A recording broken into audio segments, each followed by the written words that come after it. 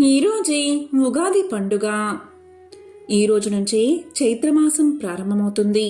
ఈరోజే చైత్ర శుద్ధ పాడ్యమి. పూర్వకాలంలో ఇంద్రుడు ఇతర దేవతలు బ్రహ్మదేవుడితో సమావేశమయ్యారు.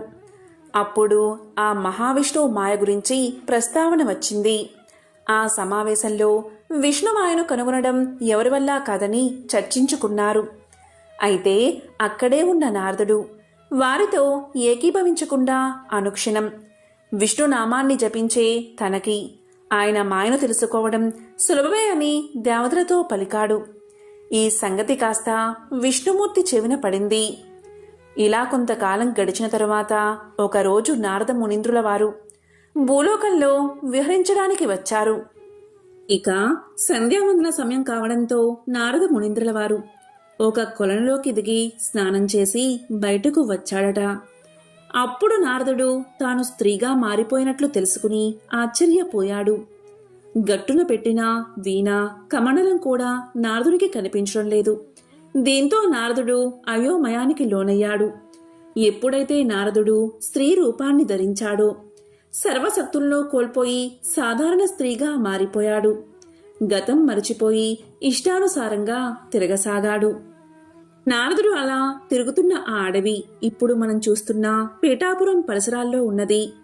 అప్పుడు అటుగా వేట ముగించుకుని వస్తున్న పీఠాపురం మహారాజు నికుంఠమణి ఆ నారద కన్యను చూసి ఆమెను తనతో పీఠాపురం తీసుకువెళ్లాడు. అక్కడ ఆమె చిత్రపటం వేయించి అన్ని రాజ్యాలకు ఆమె చిత్రపటాన్ని పంపించి ఆమె ఎవరికి చెందిందో తెలుసుకోవడానికి ప్రయత్నించాడు మహారాజు. కాని ఎవరూ కూడా ఈమె తమకు సంబంధించింది కాదని ముందుకు రాలేదు. కాబట్టి కొంతకాలం చూసి నికుంఠమణి మహారాజు నారద కన్యను వివాహం చేసుకున్నాడు. ఆమెను అందరూ సుదతి అని పిలిచేవారు. ఆ మహారాజుకు అంటే నికుంఠమణి మహారాజుకు నారద కన్యకు అంటే సుదతికి 60 మంది పుత్రులు పుట్టారు. వారి పేర్లే ప్రస్తుతం వాడుకలో ఉన్న మన తెలుగు సంవత్సరాల పేర్లు. ఇలా కొంతకాలం గడిచిన తర్వాత ఒకసారి పరదేశపు రాజులు వీరి రాజ్యం మీదకు దండెత్తి వచ్చారు. ఆ యుద్ధంలో నికుంఠమణి అతనితో సహా 60 మంది పుత్రులు చనిపోయారు.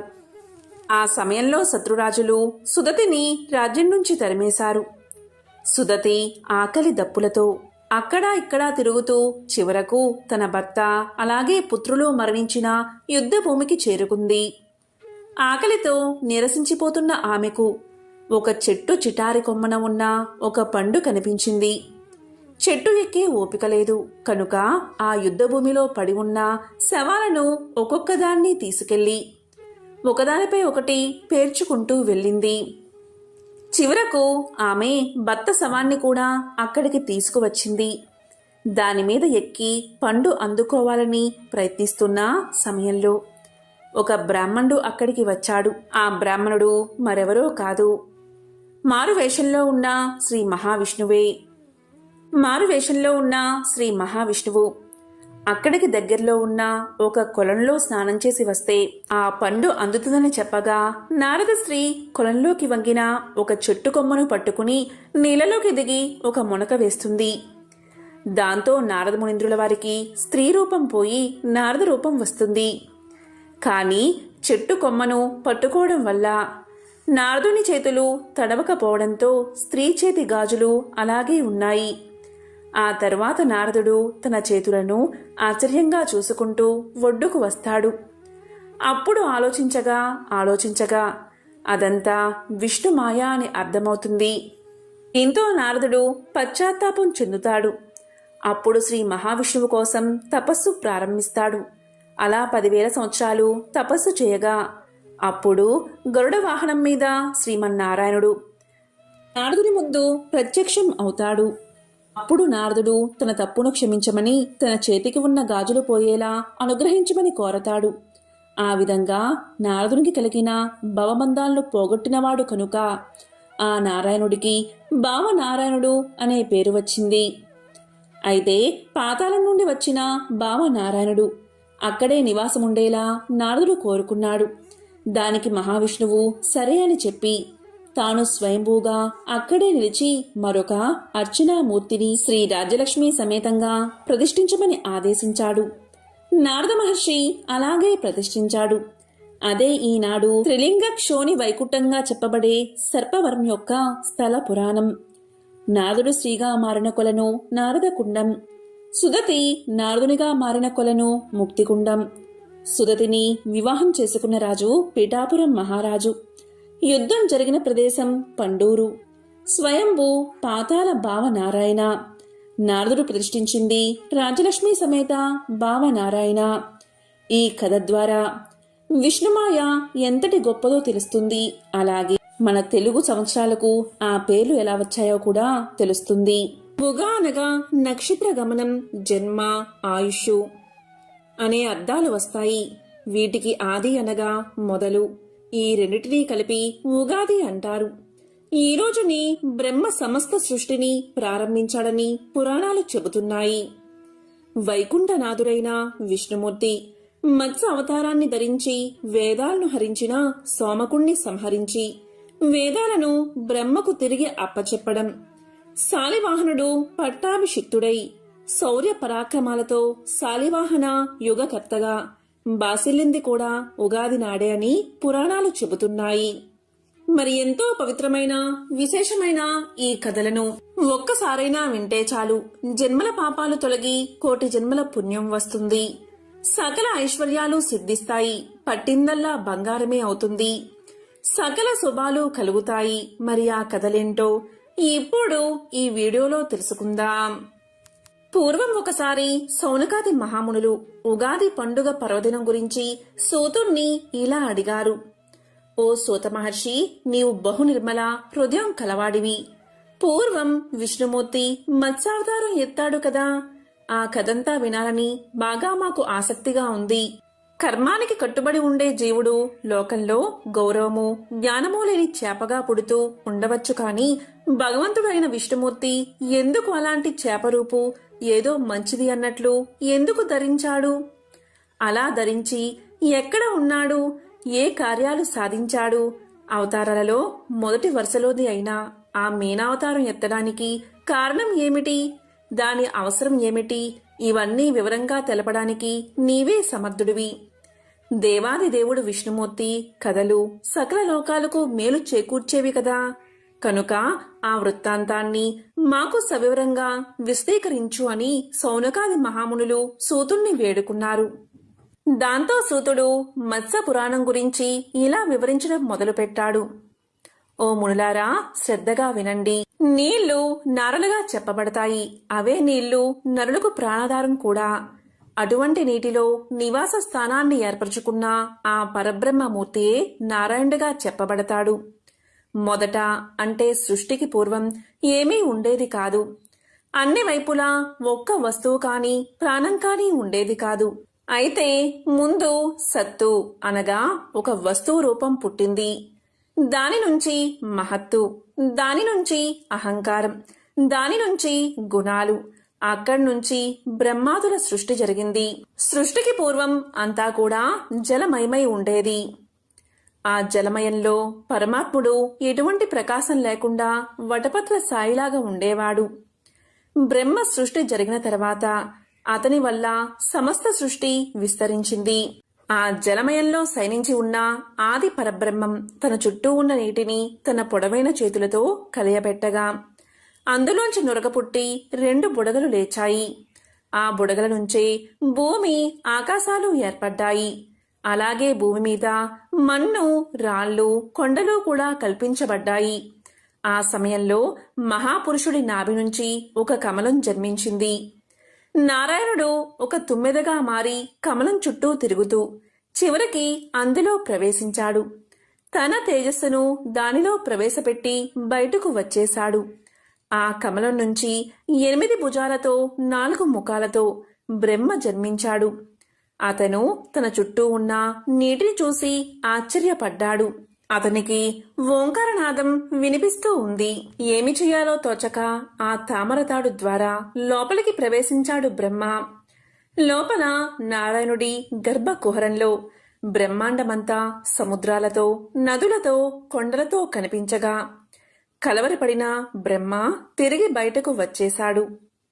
ఆ కమలంలో ఏమి చెయ్యాలో తోచక ఒక చోట కూర్చుని ఉంటే తపస్సు చెయ్యి, తపస్సు చెయ్యి అనే మాటలు వినిపించాయి బ్రహ్మదేవుడికి. అప్పుడు బ్రహ్మ కమలంపై కూర్చుని తనకి వినిపిస్తున్న ప్రణవాన్నే ఉచ్చరిస్తూ కొన్ని వేల సంవత్సరాల వరకు తపస్సు చేయసాగాడు. బ్రహ్మను నాభి కమలం నుంచి ఉద్భవింపజేసిన నారాయణుడు ప్రత్యక్షమై, ఓ బ్రహ్మ, సృష్టిని ఏర్పాటు చేయాలనే నెపంతో నేను నిన్ను సృష్టించాను. కాబట్టి నువ్వు తపస్సు చేయడం వల్ల సృష్టి చేసే మానసిక శక్తిని పొందుతావు. స్త్రీ రూపమే ప్రకృతి, అంతా నీకు అన్ని విధాలుగా సహకరిస్తుంది. ఇక సృష్టిని ప్రారంభించు అని చెప్పి నారాయణుడు అదృశ్యమయ్యాడు. ఇప్పుడు ప్రకృతి అతనికి సరస్వతి రూపంలో కనిపించింది. బ్రహ్మ పురుషుడు కాబట్టి ప్రకృతి పురుషుడు ఏకమయ్యారు. వారి సాంగత్యం వల్ల బ్రహ్మ ముఖం నుంచి 6 అక్షరాల చొప్పున జన్మించాయి. అంటే శక్తి స్వరూపిణి అయిన గాయత్రి జన్మించింది. తరువాత బ్రహ్మ కనుబొమ్మల నుంచి దక్ష ప్రజాపతి మనసు నుంచి సనక సనంద సనత్కుమార సనత్ జాతులు అనేవారు దక్ష ప్రజాపతి జన్మించారు. వీరందరూ నివసించడానికి ఒక చోటు కావాల్సిందిగా బ్రహ్మ శ్రీ మహావిష్ణువును ప్రార్థించాడు. అప్పుడు శ్రీ మహావిష్ణువు కోటి సూర్యుల తేజస్సుతో జలాలను ఇంకింపచేశాడు. అప్పుడు బ్రహ్మ అతల వితల సుతల అనే 3 లోకాలను నిర్మించాడు. ఈ లోకాలంటిలో రాజ్యాలను, నదులు, సముద్రాలు, పల్లెలు, పట్టణాలు, చెట్లు, అరణ్యాలు, అలాగే ప్రాణులకు అవసరమైన వస్తువులను, జీవరాశులను సృష్టించాడు. ఈ విధంగా సృష్టించబడిన జీవులందరికీ ఆ జీవుల ఆయుర్దాయం 100 సంవత్సరాలుగా నిర్ణయించబడింది.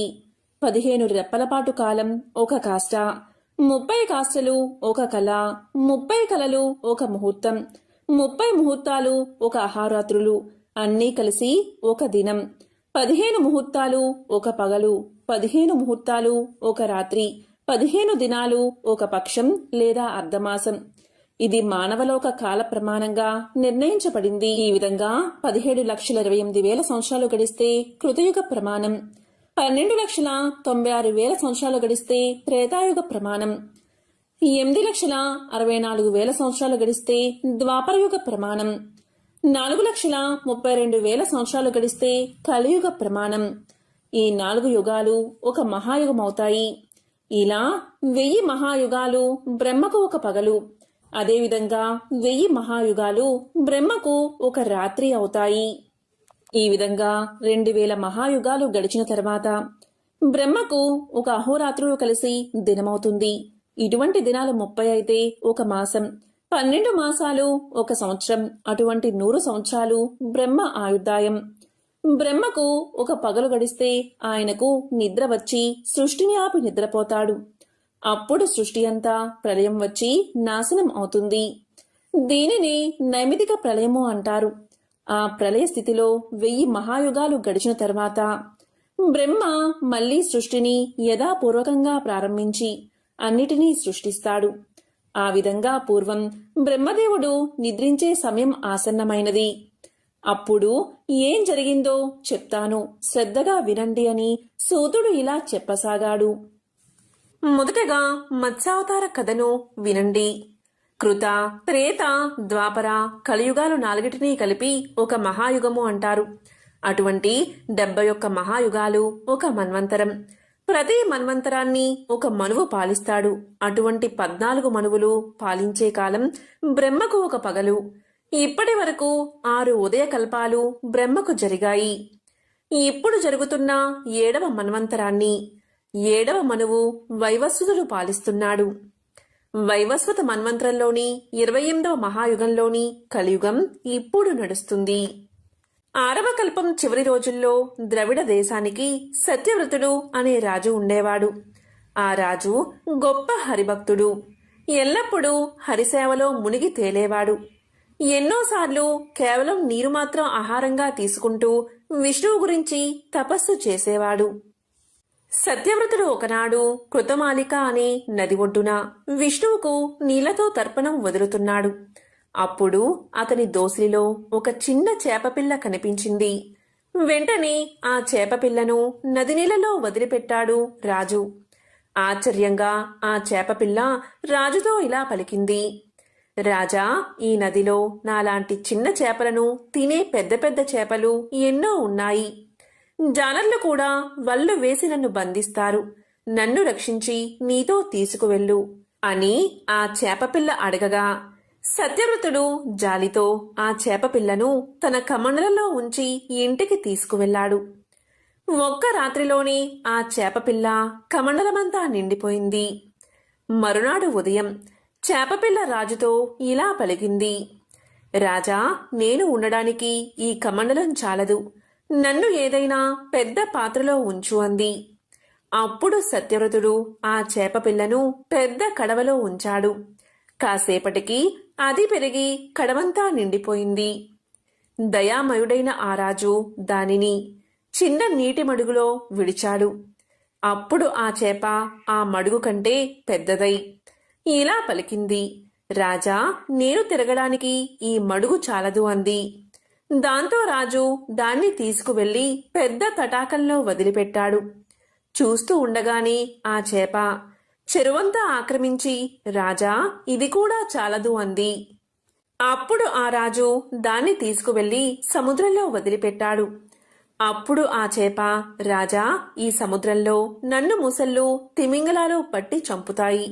నన్ను రక్షించు అంది. అప్పుడు రాజు చేపతో ఇలా పలికాడు. ఒక్క రోజులో నువ్వు ఆ మడల దూరం వ్యాపించావు. ఇంత పెద్ద చేపను మేమెవరూ చూడలేదు. నన్ను ఎందుకు ఇబ్బంది పెడుతున్నావు?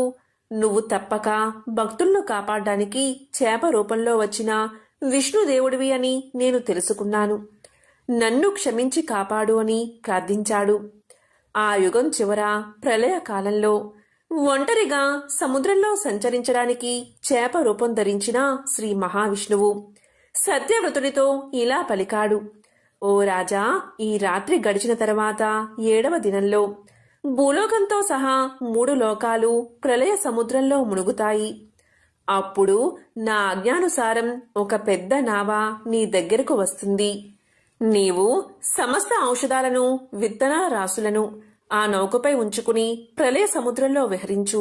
సప్త ఋషులు నీతో పాటే ఆ నౌకలో ప్రయాణం చేస్తారు. వారి శరీరాల నుంచి వచ్చే దివ్యకాంతి నీకు దారిని చూపిస్తుంది. ఓడ సముద్రపు టలలకు దెబ్బ తినకుండా మత్స్య రూపం ధరించిన నేను ఈకలతో కూడిన నా రెక్కలను కదిలిస్తాను. సుడిగాలులకు నావ తిరగబడకుండా నేను పంపిన పెద్ద పాముతో నావను నా తోకకు బంధించు. నావకు ప్రమాదం జరగకుండా ప్రళయరాత్రి ముగిసే వరకు నేను రక్షిస్తూ ఉంటాను. నిన్ను రక్షించడం కోసమే ఈ మీన రూపాన్ని ధరించాను అని పలికి శ్రీహరి అదృశ్యం అయ్యాడు.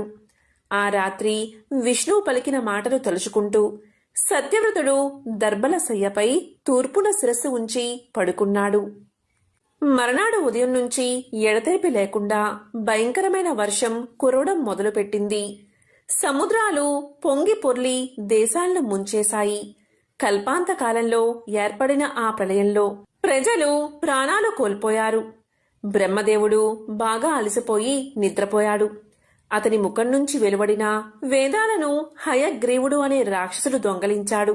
వేదాలను దొంగలించిన హయగ్రీవుడు వాటిని చదవడం మొదలుపెట్టాడు.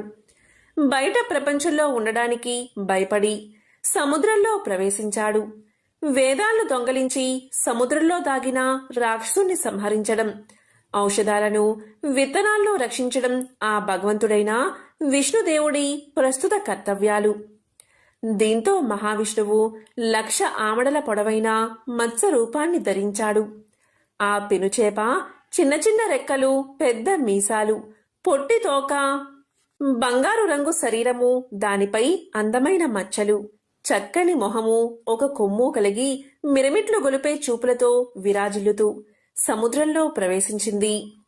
మహామత్స్యమూర్తి రెక్కలు చాస్తూ, మీసాలు కదిలిస్తూ, వంటి రంగును మెరిపిస్తూ, కన్నుల కాంతులు ప్రసరిస్తూ ప్రళయ జలాలలో వేదాల కోసం వెతకసాగింది. సత్యవ్రతుడు భగవంతుణ్ణి ధ్యానిస్తున్న సమయంలో విష్ణుమాయతో ఒక నావ అక్కడకు వచ్చింది. అది చూసిన సత్యవ్రతుడు ఉత్సాహంతో దానిపై చాలా ఔషధాలను విత్తనాలను అమర్చాడు. విష్ణువుని స్తోత్రం చేస్తూ మునులతో పాటు నావలో కూర్చున్నాడు. శ్రీహరి చెప్పినట్లుగా సముద్రంలో కనపడ్డ పెద్ద పాముతో ఆ ఓడను మహామత్స్యం కొమ్ముకు కట్టేశాడు. భక్తులను ఆదరించే మమ్ము కాపాడు అంటూ మనస్సులో భగవంతుడి ప్రార్థనలో మునిగిపోయాడు. మత్స్య రూపంలో ఉన్న విష్ణుదేవుడు అతని ప్రార్థనకు సంతోషించి సాంఖ్యయోగంతో కూడిన వేదభాగాన్ని అతనికి బోధించాడు. ముళ్లతో పాటు సత్యవ్రతుడు బ్రహ్మ జ్ఞానాన్ని పొందాడు. ప్రళయరాత్రి ముగిసి తెల్లవారే వరకు ఆ విధంగా విష్ణువు పెనుచేప రూపంలో తిరుగుతూనే ఉన్నాడు. తెల్లవారుజామున విష్ణుమూర్తి వేదాలు బాధతో పెట్టుకున్న మొర విన్నాడు. ఉత్సాహంతో తోక ఊగించాడు. శరీరం మెరిపించాడు. సముద్ర గర్భంలో ప్రవేశించి అక్కడ దాగి ఉన్న దుష్టుడు మహాబలిష్ఠుడు అయిన హయగ్రీవుణ్ణి చంపేశాడు. అంతలో ప్రళయకాలం ముగిసింది. బ్రహ్మ సరస్వతులు నిద్రలేచారు. తిరిగి సృష్టి చేయడం కోసం కూర్చున్నారు. విష్ణువు వేదాలను బ్రహ్మదేవుడికి తిరిగి ఇచ్చాడు. సత్యవ్రతుడు కాపాడిన ఔషధాలు విత్తనాలు బ్రహ్మదేవుడికి చేరాయి. బ్రహ్మ తిరిగి చరాచర జీవ సృష్టిని చేయడం మొదలుపెట్టాడు. ప్రళయ సముద్రంలో మైమరచి నిద్రించిన బ్రహ్మదేవుడి ముఖాల నుంచి వెలువడిన వేదాలను దొంగలించిన దుష్ట రాక్షసుణ్ణి సంహరించడం కోసం రాజర్షి విష్ణు భక్తుడైన సత్యవ్రతుణ్ణి రక్షించడం కోసం మత్స్యావతారం ధరించిన విష్ణుదేవుడి మహిమను తెలియజేసే ఈ పుణ్యకథను శ్రద్ధతో చదివేవారి కోరికలు తప్పక నెరవేరతాయి. వారికి తప్పకుండా మోక్షం కలుగుతుంది. పూర్వకాలంలో పురందరపురంలో ఒక వర్తకుడు ఉండేవాడు. ఆ వర్తకుడు చాలా ధనవంతుడు. గొప్ప ధనవంతుడైన ఆ వర్తకుడికి 4 కుమారులు కలిగారు. కాలక్రమంలో ఆ వర్తకుడు వృద్ధుడై మరణించే సమయం ఆసన్నమైనది. మరణించే ముందు ఆ వర్తకుడు తన 4 కుమారులను పిలిచి మూత బిగించి ఉన్న 4 పాత్రలను వారికి ఇచ్చి వాటిని తాను మరణించాక మాత్రమే తెరిచి చూడమని, వాటిలో ఎవరు ఏ పని చెయ్యాలో నిర్దేశితమై ఉందని చెప్పి వర్తకుడు మరణించాడు. దీంతో వర్తకుడు మరణించిన వెంటనే అతని కుమారులు తండ్రి ఇచ్చిన పాత్రలను తెరచి చూశారు. మొదటి పాత్రలో మట్టి, 2వ పాత్రలో బొగ్గులు, 3వ పాత్రలో ఎముకలు, 4వ పాత్రలో తౌడు కనిపించాయి. కాని దానర్థం వారికి తెలియక తమ రాజైన విక్రమార్కుడి దగ్గరకు వెళ్లి విషయమంతా తెలియచేశారు వారు. రాజైన విక్రమార్కుడికి కూడా ఆ పాత్రల విషయం అస్సలు అర్థం కాలేదు. దీంతో ఆ 4 కుమారులు ఏమిటి ఈ పరిస్థితి అని ఆలోచించి ప్రతిష్టానపురం చేరుకుని అక్కడ ఉన్నవారిని అడిగారు. కాని ఎవరూ చెప్పలేకపోయారు. అయితే వారికి ఒక బాలుడు తారసపడ్డాడు. ఆ బాలుడు ఎవరు అంటే ఒక వితంతువు కుమారుడు. అయితే ఆమెకు నాగరాజు తక్షకుడి వల్ల గర్భం వచ్చింది. ఆ వితంతువుకు ఒక కుమ్మరి ఆశ్రయాన్ని కల్పించాడు. ఆ కుమ్మరి ఆశ్రయంలో ఉన్నప్పుడే ఆమె బాలుణ్ణి ప్రసవించింది. అలా పుట్టిన బిడ్డకు శాలివాహనుడు అనే పేరు పెట్టింది. ఆ శాలివాహనుడు 4 పాత్రల సమస్యను తెలివిగా పరిష్కరించాడు.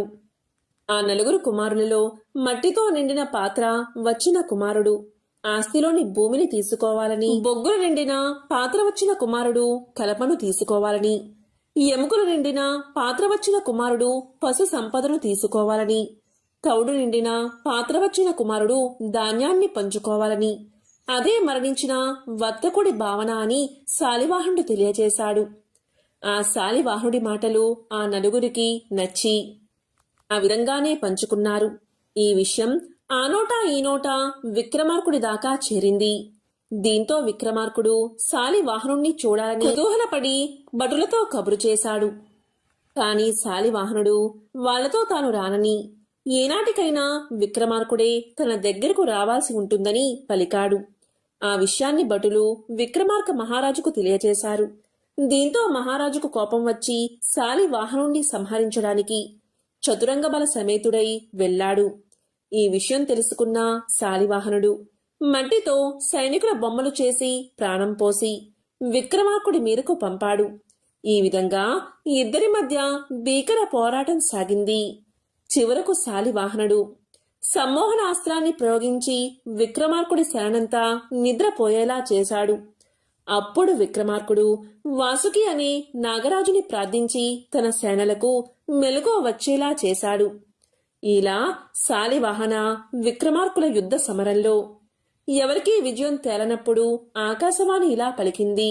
నర్మదా నదికి ఉత్తర దిక్కున ఉన్న ప్రాంతాన్ని విక్రమార్కుడు, దక్షిణ దిక్కు ఉన్న ప్రాంతాన్ని శాలివాహనుడు పాలించమని ఆకాశవాణి తెలియచేసింది. తరువాత శాలివాహనుడు విక్రమార్కుడు ఇద్దరూ కూడా యుద్ధాన్ని విరమించారు. ఇలా శాలివాహనుడు ఒక శకానికి స్థాపకుడు అయ్యాడు. ఈ విధంగా శక స్థాపన జరిగింది. చైత్ర శుక్ల పాడ్యమి నాడే ఈ పూర్వఘట్టాన్ని స్మరించుకుంటూ ఉండేందుకు అనంతర కాలంలో ఉగాదిగా ఆవిర్భవించిందని ప్రచారంలో ఉంది. తెలుగు సంవత్సరాలకు ఆ పేర్లు ఎలా వచ్చాయో తెలిపే ఈ కథను ఉగాదిలోగా ఎవరైతే వింటారో వారికి సకల ఐశ్వర్యాలు సిద్ధిస్తాయి, దేనికి లోటు రాదు. ఒకసారి నారద మహాముని విష్ణుమాయ వల్ల స్త్రీగా మారి ఒక రాజును వివాహం చేసుకుంటాడు. వారికి 60 మంది పుత్రులు జన్మిస్తారు. ఒకసారి ఆ రాజు తన పుత్రులతో కలిసి యుద్ధానికి వెళ్ళినప్పుడు అంతా చనిపోతారు. అప్పుడు నారదుడు విష్ణువుని ప్రార్థిస్తాడు. విష్ణువు కరుణించి ఇలా పలుకుతాడు, నీ పిల్లలు 60 సంవత్సరాలుగా కాలచక్రంలో తిరుగుతూ ఉంటారు అని వరాన్ని ఇస్తాడు. అవే తెలుగు సంవత్సరాలుగా ప్రస్తుతం మనకి వాడుకలో ఉన్నాయి. ఒకానొక సమయంలో మార్కండేయుడు జైమినికి భారత కథను వినిపించాడు. అయినా జైమిని మనసులో అనేక సందేహాలు మిగిలిపోయాయి. దీంతో ఆ సందేహాలను నివృత్తి చేయమని వ్యాసుడి దగ్గరకు వెళ్లి ఇలా పలికాడు. మునీంద్ర, భారతం విన్న తర్వాత కూడా నాకు కొన్ని సందేహాలు ఉన్నాయి, వాటిని తీర్చు అని అడుగుతాడు. అప్పుడు వ్యాసుడు, నాకు తపస్సు చేసుకోవాల్సిన సమయం ఆసన్నమైనది, నేను చెప్పలేను. నువ్వు కావాలంటే వింధ్యా పర్వతాల మీద నివసిస్తున్నా పింగాక్ష, నిబోధ, సుభద్ర, సుముఖులు అని 4 పక్షులు ఉంటాయి. వాటిని అడిగి నీ సందేహాలు తీర్చుకో అని సమాధానం చెప్తాడు.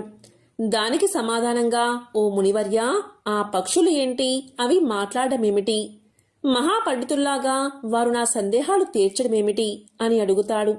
దానికి మార్కండేయుడు, జైమిని, పూర్వం దూర్వాసుడు మహా తపస్సు చేసుకుంటూ ఉండగా అతని తపస్సు చూసి ఇంద్రుడు భయపడి అతని తపస్సును భంగం చేయడానికి వపు అనే ఒక అప్సరసను పంపించాడు. ఆమె తన నృత్య గాన వినోదాలతో దుర్వాసుని తపస్సుకు భంగం కలిగించింది.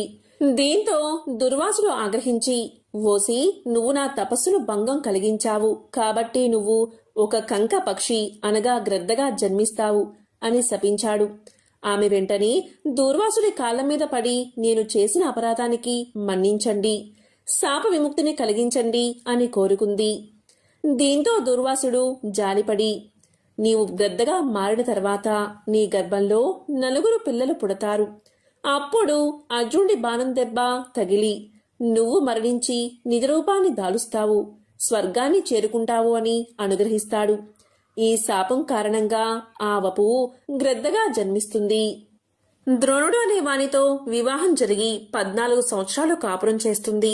14వ ఏట గర్భవతిగా ఉండగానే భారత యుద్ధానికి వెళ్తుంది. పైనుంచి యుద్ధాన్ని చూస్తూ ఉండగా అర్జునుడు ప్రయోగించిన బాణాల్లో ఒకటి వచ్చి ఆ గద్దకు తగలగా వెంటనే ఆ గద్ద గర్భంలో ఉన్న 4 గుడ్లు నేల మీద జారిపడతాయి. అప్పుడు ఆమె నా పిల్లలను ఆ భగవంతుడే కాపాడాలి అని ప్రార్థించి తన శరీరాన్ని వదులుతుంది.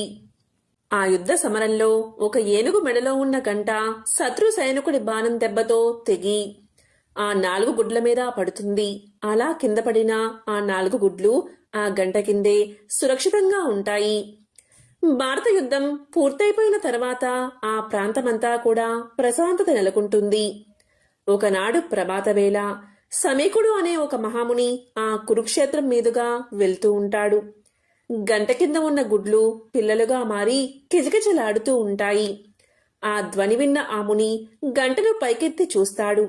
ఆ గంట కింద అతనికి 4 పక్షి పిల్లలు కనిపిస్తాయి.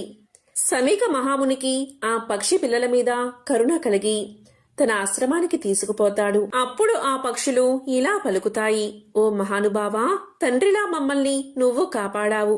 నీ రుణాన్ని మేమెలా తీర్చుకోవాలి? మేము ఏ విధంగా నీకు సేవ చేయగలమో చెప్పు అని అడుగుతాయి. పక్షులు మానవ భాషలో మాట్లాడుతూ ఉండడం వల్ల సమీకుడు ఆశ్చర్యపడి, ఓ పక్షి పిల్లలారా, మీరు మానవ భాషలో మాట్లాడడం చూస్తూ ఉంటే నాకు చాలా వింతగా ఉంది. అసలు మీరు ఎవరు? ఎందుకు ఈ పక్షి జన్మ ఎత్తారు? నాకు దయచేసి చెప్పండి అని అడగగా ఆ పక్షి పిల్లలు ఈ విధంగా సమాధానం చెప్పాయి.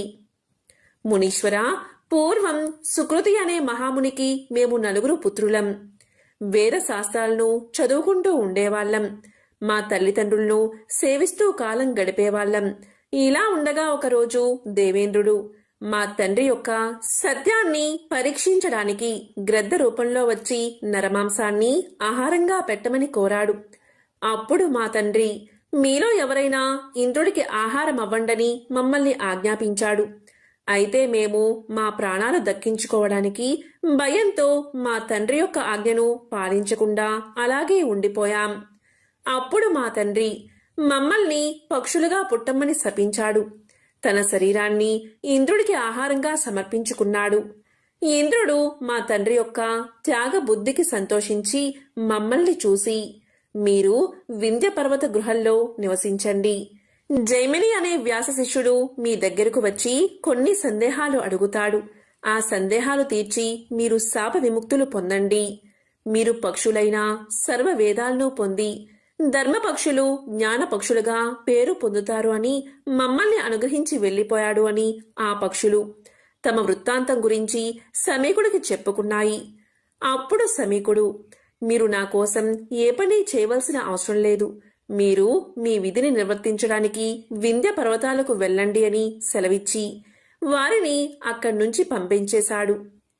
కాబట్టి జైమిని, నీవు ఆ పక్షుల దగ్గరకు వెళ్లి నీ ధర్మ సందేహాలు తీర్చుకో అని మార్కండేయుడు చెప్పి తపస్సు చేసుకోవడానికి వెళ్లిపోయాడు. అప్పుడు జైమిని పక్షులను వెతకడానికి వింధ్య పర్వత ప్రాంతాలకు వెళ్తాడు. కొద్దిసేపు తర్వాత ఆ పక్షులు కనిపిస్తాయి. ఆ పక్షులు ఆ సమయంలో వేదాధ్యయనం చేసుకుంటూ ఉన్నాయి. అప్పుడు అతను ఆ పక్షుల దగ్గరకు వెళ్లి, ఓ పక్షులారా, నేను వ్యాస శిష్యుణ్ణి. నన్ను జైమిని అంటారు. మార్కండేయుడు చెప్పిన విధంగా నేను మీ దగ్గర కొన్ని ధర్మ సందేహాల గురించి అడిగి తెలుసుకోవడానికి ఇక్కడికి వచ్చాను. నా సందేహాలు తీర్చండి అన్నాడు. ఆ విధంగా ఆ పక్షులు మహర్షి అడిగిన ప్రశ్నలకు సమాధానం తీర్చాయి. తరువాత ఆ 4 శాప విమోచనాన్ని పొంది సుఖంగా జీవించాయి. ఓం నమః శివాయ. ఓం నమో నారాయణాయ.